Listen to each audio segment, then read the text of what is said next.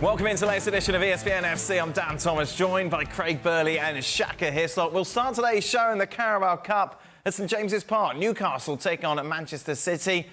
Between them, they made 18 changes to the sides that played in the Premier League at the weekend. So Newcastle through. City suffer their first defeat of the season. Let's get some reaction now. Here's Eddie Howe. Eddie, congratulations. I mean, a win over Manchester City, the treble winners at home. How sweet was that to give to the fans? It was a great moment for us because, as you say, we know how good Manchester City are. So difficult first half for us, where we needed to just stay in the game and get to half-time. And then second half, I thought we were really good. I mean, we might have to employ you to give us pep talks, because what did you tell them at half-time? Because they came out like a completely different team. Yeah, I think the balance of the team is better. I'm not going to take the credit for that. I think the players do. But, yeah, change the balance of the team with Anthony and Bruno coming on. That it seemed to inspire us and lift us. We did try and get a few tactical things into the players at half-time to try and improve our performance. It certainly, we were a different team, as you say. We got our distances better and looked a much bigger threat in the game. Well, this season around, you've definitely got a lot more competitions to play. And, of course, we know the Champions League. We've seen you guys push as well for the title. But now that you've knocked out a heavyweight, we know there's some heavyweights left still in the draw. But is this one that you want to go all the way in? Well, we want to, yeah. We want to do what we did last year, which was a great experience for us all and a great memories for us. You know, that run was one of the highlights of the season. Okay, it was disappointment in the end. But when you see our fans travel to Wembley in the manner that they did, we'd love to get there again and go one better. Eddie, congratulations. I'll let you enjoy it. Thank you. He's kept this very quiet, I know, as we're joined by Don Hutchison, but he is a lifelong Newcastle fan, grew up in the stands, born in one of the seats, apparently, and he joins us now. Lovely, Don. Amazing to be here. I think you're right in what you said before, Dan, with the 18 changes. I think it affected Newcastle more than Man City, because you're right in your analysis before. City bopped the first 45 minutes. They could have been a couple up. And then a couple of things changed. I think Eddie Howe brought his best players on. Anthony Gordon, all of a sudden, 40 million looks like an absolute bargain. I thought Livramento was amazing at right back, but Bruno then came on. He had an influence on Tonali and Joe Linton. And then Newcastle stepped up, and there was an incident on about sort of the hour mark where I think Anthony Gordon ran about 40-50 yards and he smashed Jack Grealish in front of the dugouts, and everyone in the main stands at St James's Park were off their seats. And that's exactly what Newcastle thrive on. They thrive on emotion, and they made it emotional second half. They were so much better. It's Newcastle TV today. Shaq's here as well. Yeah. I don't know what the fuss is about. I was never in doubt, that result.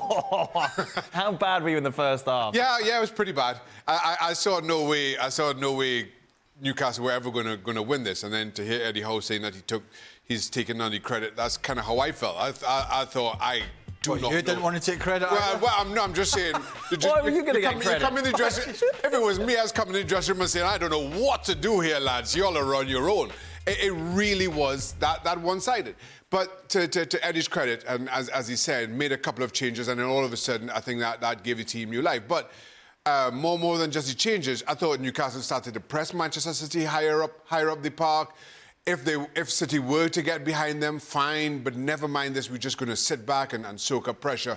And I thought what you saw was when Newcastle did win the ball back, was in better positions on the park, were able to threaten them somewhat, and all of a sudden it really did become a game. It was little more than practice for the first 45, practice for Manchester City for the first 45. Then you show a game, and then, yes, you get the one moment of luck, of true class you take advantage of. And then as the game went on, you more and more expected to see Pep Guardiola to call on Erling Haaland in particular. He didn't, and I think that gave everybody, certainly from Newcastle, a little bit of a lift, because City aren't going to hurt you down wide areas, crossing balls in. So I think in the end, Newcastle had to be happy with their day's work. I think the changes from Eddie Howe at half-time were him admitting that he made too many changes. It was just too little experience against a changed City side, but one that completely, and I mean completely, played Newcastle off the park in the first half. Didn't score, and that's their downfall, right? The football was great, but they didn't score. And that allowed Newcastle to regroup at half-time and at least have something to chew on for the second half. And Don's right. It wasn't just Gordon. I saw Alexander. You would have thought Alexander Isak was born in Newcastle.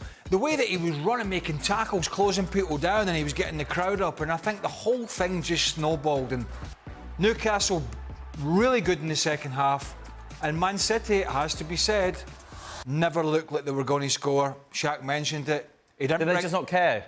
He didn't bring Haaland on. What's that telling you? Is he knackered already?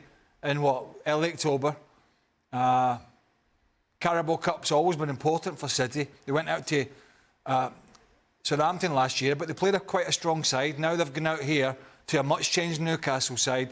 So Guardiola can say all he wants about it, and he huffed and puffed after the game about the referee and Grealish's performance, and Calvin Phillips was a really good performance and all this. I didn't see that in the second half. I didn't see it, not at all. Don, for Newcastle, it's been a bit of a stuttering start to the season. Isak hasn't been scoring the goals that we'd expected him to score. How much does this result change things? Changes everything, I think. I think the form that they've been on in the Premier League, the last 2 they've won. They've got Burnley here at the weekend, so it could be 3 wins on the spin. And he was talking in his press conference after the game there. He was saying, you know, you can only have belief, but belief comes from winning games. And when you beat Man City, as the boys have said, you know, it was a team that was risky in the first half. It was risky in the first half, but second half they reacted. But this might give them a belief, and it should give them a belief. They're nursing 1 or 2 injuries. So Burnley at the weekend, it allows him to maybe rest Alexander Isak, maybe play players that didn't start the game tonight. He finished, which I thought in the midfield was his strongest midfield, with Joe Linton, with Joe Linton, Bruno and Tonali, and they look better as a 3. So I think this win will definitely give them belief going into the next few games. God, if that was Robbo, he'd have hit those people by now. Well, they were in Robbo's private space. Yes, exactly. I could get the mic and they start. Any concern for City going forward, Don?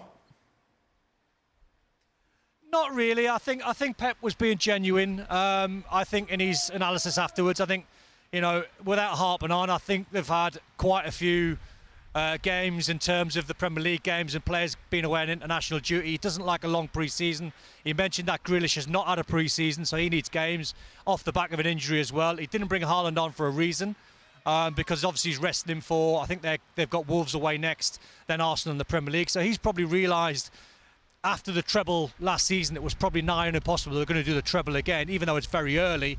But to go out of the competition will be a blow, because I watched him on the sidelines, and him and Jason Tindall and Eddie Howe were going at it for the last half an hour of the game. So it mattered, but I think on reflection, I think he'll brush it off, and I think they'll move on. Manchester United, meanwhile, for Newcastle in the next round. Don? Revenge. Yeah, revenge, isn't it? Oh, yeah. Carabao Cup final last season. So it's revenge, yeah. So I think Newcastle would obviously want a home tie, but you know, once the dust settles and they realise who they've got, they'll prepare for that in a few weeks' time. Eddie Howe talked about it tonight. Cliche answer, but he said we move on to Burnley. We can't think about Man United just yet, but it makes for a great game. As I said, revenge. And if Newcastle put their strongest team out, they can beat anyone in this competition. Are you staying for extra time today, Don? Say again? Are you breaking staying up, for I think, extra... Dan? I think you're breaking up a little bit. I bet. I think you're breaking up.